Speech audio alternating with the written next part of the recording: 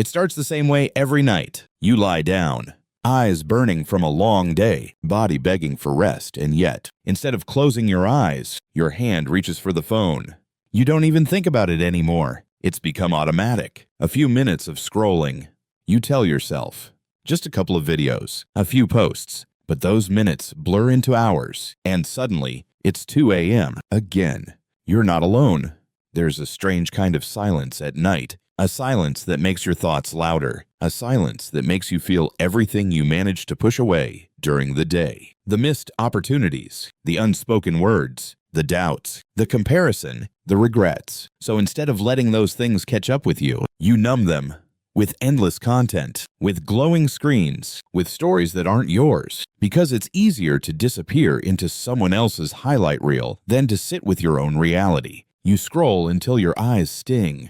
You scroll until your battery dies. You scroll until exhaustion finally knocks you out. Not rest, not peace, just collapse. And when you wake up the next morning, tired and guilty, you promise yourself, tonight will be different. But it rarely is. This isn't about screen addiction. It's about something deeper, something heavier. Because maybe, just maybe, you're not staying up because you love your phone. You're staying up because the moment you put it down, you're forced to be alone with yourself. And that's terrifying. Because when the noise stops, the real questions start. The ones you've been avoiding. The ones that whisper in the dark. Are you really happy? Is this the life you wanted? Why are you still stuck? And the most brutal one of all, is this all there is? So you drown it out. You keep the volume up. Keep your mind occupied. Keep yourself entertained until you're too tired to care.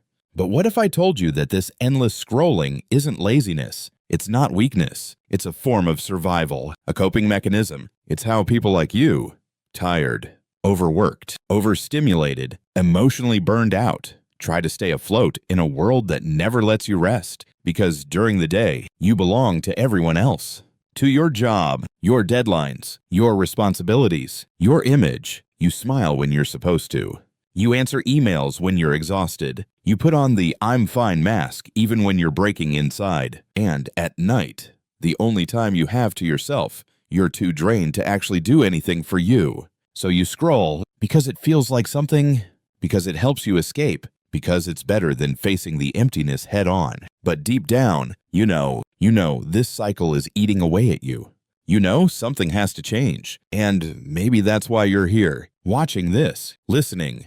Because something in you is tired, not just physically, but emotionally, soul tired. And you're ready to hear what comes next. You're not staying up late because you're irresponsible or addicted. You're staying up because during the day, there's no space for you, no room to feel, no time to breathe. You go from task to task, role to role, employee, sibling, partner, student, constantly switching masks, constantly adjusting who you are depending on who needs you. But when was the last time you asked what you needed? Modern life is fast, unforgiving. It rewards productivity, not presence. It praises busyness, not balance. You get a gold star for showing up, even when your spirit is crumbling inside. And the worst part, we've normalized it. We've made it noble to be burnt out. We laugh about being dead inside like it's just part of being an adult, like it's something to be proud of.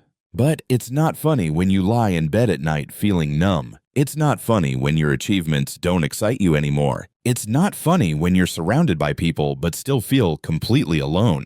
That's not adulthood. That's quiet suffering. And the phone. It becomes your escape hatch, your temporary safe space, your way of saying, I still have some control over my time, even if it's just for a couple hours before you pass out. But let's be honest, scrolling never really fills the void. It just distracts from it. Because the void isn't about boredom, it's about emptiness. It's about waking up and going through the motions of a life that feels like it's happening to you instead of through you. It's about living on autopilot for so long that you forget what it feels like to be fully alive. And this is where it gets tricky. Most people don't realize that the lack of motivation, the procrastination, the endless scrolling, these are symptoms. They're not the real issue. The real issue is that you're emotionally unfulfilled, spiritually disconnected, creatively drained. You've lost touch with your why. And without a why, even waking up feels like a burden.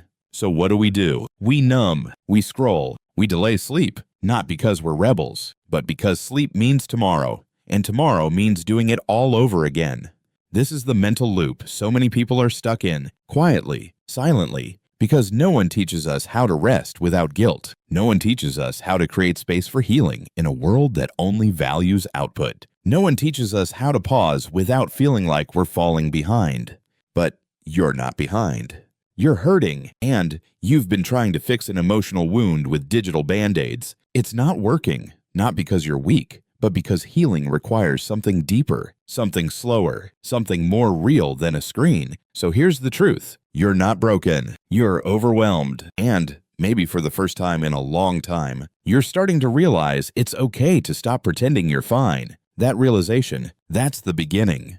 Not of a miracle, but of something far more powerful: momentum. You don't need a complete reinvention of your life overnight. You don't need a 5-year plan or a perfect morning routine. What you need, what we all need, is one honest step forward. Let's talk about what that can look like in today's world. First, reclaim 5 minutes, not 5 hours, not 5 days, 5 real minutes just for you. No phone, no noise, no pretending. It might feel uncomfortable at first. You'll want to reach for your screen, distract yourself, do something productive. But if you can sit with yourself for just 5 minutes and feel, you'll start to hear something you haven't heard in a long time.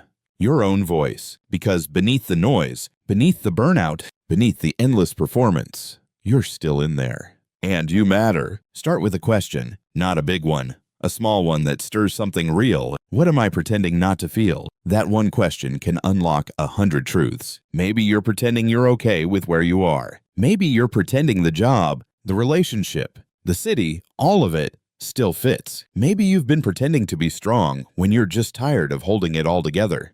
The first step to changing your life is telling yourself the truth about it. And once you do, once you allow the truth to exist, you can begin again. On your terms. You don't need to throw everything away. This isn't about quitting your job and disappearing into the mountains unless that's your thing. This is about tiny, radical acts of self-respect, like setting a bedtime, not because it's healthy, but because you deserve rest. Like saying no to plans that drain you, not because you're antisocial, but because your peace is sacred. Like unfollowing people who make you feel less. Not because you're petty, but because your mind space is precious. Modern life doesn't slow down for anyone, so if you don't fight for your peace gets buried. If you don't define what matters to you, the world will do it for you, and it won't be kind. Let's be real. Healing in today's world isn't some romantic retreat in Bali. Healing might look like crying in your parked car after work. It might look like finally going to therapy, or journaling for the first time in years, or having an uncomfortable conversation with someone you love. Healing is messy, but it's also movement, and every small, quiet decision to choose yourself. That's a revolution in a world that profits from your self-doubt. So what does that look like tomorrow morning? Maybe it means waking up and not checking your phone for the first 10 minutes. Just breathe, sit on the edge of your bed, stretch, drink some water. Let your thoughts be yours before the internet hijacks your brain. Maybe it means writing down one thing you're grateful for, even if that thing is just, I'm still here. Maybe it means texting a friend and saying, I'm struggling lately. Can we talk? You don't need to do it all. You just need to do one thing differently. And over time, these tiny shifts start to compound. You sleep a little better. You feel a little more grounded. You show up to your life not just as a shell, but as someone slowly, quietly coming back to life. And when the temptation hits to scroll into oblivion at night, you'll start asking a new question. Do I actually need distraction right now? Or do I need care? Because now you know, the screen doesn't love you back. It doesn't ask how you're really doing.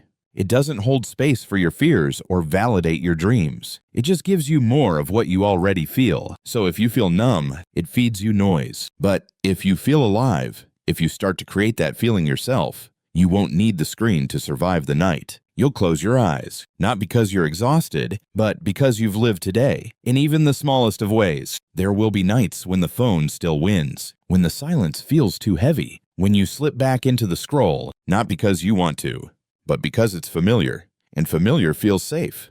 That doesn't make you weak, it makes you human. Healing is not linear. Some nights, you'll light a candle, journal your thoughts, fall asleep peacefully. Other nights, you'll binge 3 hours of videos you won't even remember tomorrow. But what matters is this: now you know what you're really looking for. Not entertainment, not distraction, not another 5-second dopamine hit. You're looking for connection to yourself, to your peace, to something that feels like meaning. And that's not something you find in the next scroll. That's something you create moment by moment, choice by choice, day by day. You're allowed to be a work in progress and still be worthy of love. You're allowed to be lost and still moving forward. You're allowed to not have it all figured out and still decide you're worth showing up for. So maybe tonight, you'll still reach for your phone, but maybe, just maybe, you'll pause. You'll feel the weight of your own heart, and instead of scrolling until it fades away, you'll listen. You'll ask yourself gently, what do I actually need right now? And maybe the answer isn't easy. Maybe it's rest. Maybe it's kindness. Maybe it's a deep cry, or a walk in the dark, or simply lying there without trying to fix anything. But the moment you ask, you've already broken the cycle, because now you're not running.